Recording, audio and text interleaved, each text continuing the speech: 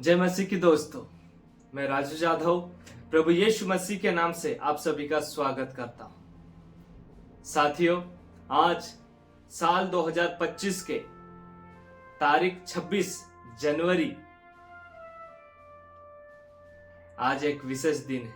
हम भारतीय के लिए ये एक बड़ा पर्व है, राष्ट्रीय पर्व है, जिसे पूरा देश बड़े धूमधाम और उत्साह के साथ मनाते हैं। दोस्तों, ये दिन इतिहास में हम सभी के लिए बहुत मायने रखता है। हमारे लिए बहुत बड़ा दिन है 26 जनवरी। इस दिन भारत का संविधान लागू हुआ और भारत एक गणराज्य या रिपब्लिक या गणतंत्र देश बना, जिसकी खुशी पूरा देश हर साल बड़े धूमधाम से मनाते हैं। तो मैं राजू जाधव, मेरी पूरी टीम की ओर से, पूरी गुड फेलोशिप मिनिस्ट्री की टीम की ओर से आप सभी को गणतंत्र दिवस की हार्दिक शुभकामनाएं देता हूं। मित्रों, आज हम भारत के संविधान की बात करते हैं, जो पूरे देश को चलाने वाला कानून है, उसको हर एक लोग फॉलो करते हैं। मित्रों, हम प्रभु यीशु मसीह को मानने वाले लोग इस बाइबल की बातों को मानते हैं, इस बाइबल की बातों को फॉलो करते हैं। तो ये बाइबल हमारे देश के प्रति वफादार रहने के लिए, हमारे देश के जो नेता लोग हैं, जो अधिकारी हैं, उनके सामने वफादार रहने के लिए, उनके साथ कैसा व्यवहार करने के लिए, उन कैसा जीने के लिए, देश में कैसा रहने के लिए बहुत सारी बातें सिखाती है। तो उससे पहले हम इस बाइबल के बारे में बात करें तो इसके बारे में लिखा है 2 तीमुथियुस 3 अध्याय और 16 में। वहां लिखा है संपूर्ण पवित्र शास्त्र। ये पवित्र शास्त्र, ये बाइबल, ये संपूर्ण पवित्र शास्त्र परमेश्वर की प्रेरणा से लिखा गया है। किससे?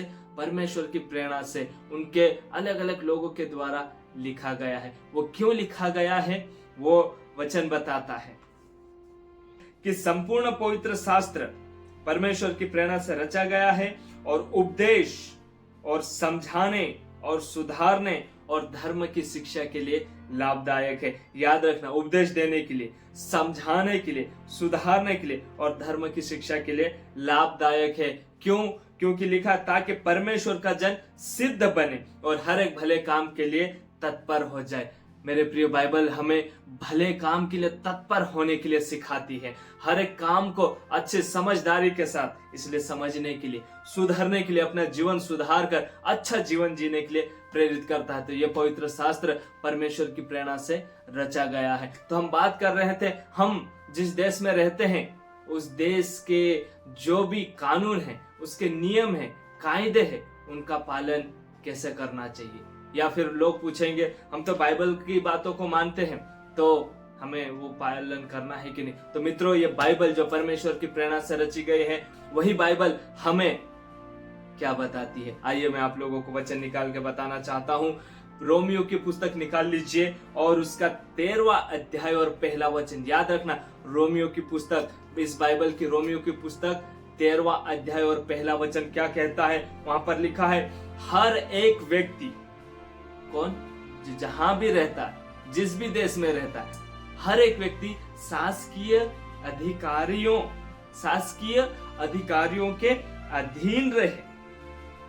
वचन कहता है हर एक व्यक्ति शासकीय अधिकारी के अधीन रहे। जो भी सरकारी कर्मचारी है, सरकारी अधिकारी है, सरकार की ओर से नियुक्त किए हुए लोग हैं, नेता है, उनके अधीन रहे। वचन कहता है उनके अधीन रहे, क्योंकि कोई अधिकार ऐसा नहीं जो परमेश्वर की ओर से ना हो। कोई भी अधिकार ऐसा ना हो कि जो परमेश्वर की ओर से ना हो। और जो अधिकार है वो परमेश्वर के ठहराए हुए हैं। हम उनका विरोध नहीं करना है, हमें उनका सपोर्ट करना है, हमें उनका सहयोग करना है, ताकि देश हित में वो और अच्छे काम कर सके। हमारे देश में कई ऐसे ईमानदार कर्मचारी हैं, कई भ्रष्ट भी है, जो रिश्वतखोरी करते हैं, बहुत सारे काम, लेकिन जो ईमानदार है उनका सहयोग करना है, हमें वचन में लिखा है उनके अधीन रहें, क्योंकि कोई ऐसा अधिकार नहीं कि जो परमेश्वर की ओर से ना हो। यानी परमेश्वर ने उन्हें यह अधिकार दिया है, हम बोल सकते हैं, बाइबल कहती है। इसलिए इस गणतंत्र दिवस के अवसर पर, इस संविधान लागू होने के दिन की याद में, इस बड़े पर्व के, इस राष्ट्रीय पर्व के दिन मैं आपको कहना चाहता हूं, हमारी जिम्मेदारी, हमारे जो भी गांव से लगाकर बड़े लेवल तक के जितने भी अधिकारी हैं, जितने भी नेतागण हैं, उनके अधीन रहिए, उनका मान सम्मान कीजिए। बाइबल हमें सिखाती है, हम बाइबल के लोग हैं और ये परमेश्वर की प्रेरणा से रचा गया शास्त्र है। वो कहता है कर्मचारियों के अधीन रहें, उनके साथ अच्छे तालमेल बना के रहिए। और ऐसे अलग अलग जगह में वचन हमें पढ़ने के लिए मिलता है। वचन में लिखा है आगे, दूसरा वचन मैं पढ़ना चाहूंगा, इसलिए जो कोई अधिकार का विरोध करता है वो परमेश्वर की विधि का सामना करता है और सामना करने वाला दंड पाएंगे।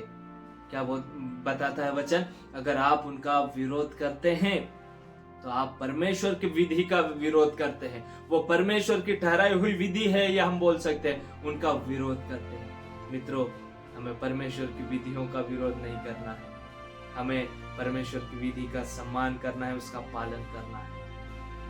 हर एक व्यक्ति, सरकारी कर्मचारी, सरकार की ओर से नियुक्त किए हुए हर एक व्यक्ति का, हर एक नेता का, हर एक अधिकारियों का आदर करें, उनके अधीन रहिए, उनका मान सम्मान कीजिए और देश हित में उन्हें अच्छा काम करने के लिए सहयोग कीजिए। देखना, सच में हमारा देश आशीषित देश होने जा रहा है। हमारे देश में आज भी ऐसे ईमानदार लोग हैं। बीते दिनों में हम हमारी टीम के साथ चर्चा कर रहे थे, कुछ लोग ऐसे हैं जो ऐसे कुछ करप्ट या करप्शन को देखते हुए अपने बड़े पद को छोड़कर पीछे हो गए। ऐसे ईमानदार लोग आज भी हैं। वो और कुछ लोग ऐसे हैं जो ईमानदारी से अपनी ड्यूटी पूरा करते हैं। हमें उनका सम्मान करना है, हमें उनके साथ चलना है। वचन कहता है उनके अधीन रहिए। मेरे प्रियो, आज इस गणतंत्र दिवस के अवसर पर हमें एक अपने आप में एक प्रण लेना है, एक वायदा करना है अपने आप से कि हम देश हित के लिए काम करेंगे। हम मसीह लोग देश के विकास के लिए अपना सब कुछ करने के लिए तैयार हैं। हम अपना पूरा समर्पण देश हित के लिए लगाना है। आज हम मसीह लोग क्या करते हैं? सबसे ज्यादा समाज सेवा, सबसे ज्यादा सामाजिक काम मसीह लोग करते हैं। आज देखिए, बड़े बड़े अस्पताल, अच्छे अच्छी स्कूलें, बड़े बड़े इंस्टीट्यूट मसीह लोगों के द्वारा, और उनके द्वारा कितने लोग शिक्षित हो रहे हैं, कितने लोग अच्छे स्वास्थ्य प्रदान कर रहे हैं और एक बड़ा समाज विकास का काम हो रहा है। मित्रों, याद रखना है, हमारा एक छोटा सा प्रयास, हमारा एक छोटा सा सहयोग हमारे देश को एक बुलंदियों पे लेके जाएगा। इसलिए इस गणतंत्र दिवस के अवसर पर हम अपने आप से एक वायदा करें और अपने परमेश्वर से प्रार्थना कीजिए कि परमेश्वर आपकी विधि के अनुसार हम हमारे देश के कानून और उसके संविधान और उनके कायदों का और देश के जो अधिकारी हैं, जो नेता हैं, उनका सम्मान करते हैं। आप हमारे देश को आशीषित कीजिए, आप हमारे देश में आपका बड़ा काम होने दीजिए। आपका प्रेम, आपका अनुग्रह, आपकी अपरंपार आशीष हमारे देश पर बनाए रहने दीजिए। जरूर हमारे देश में एक बड़ी आशीष आएगी। प्रभु यीशु मसीह हमारे देश को आशीष देने जा रहे हैं। Hallelujah, praise the Lord.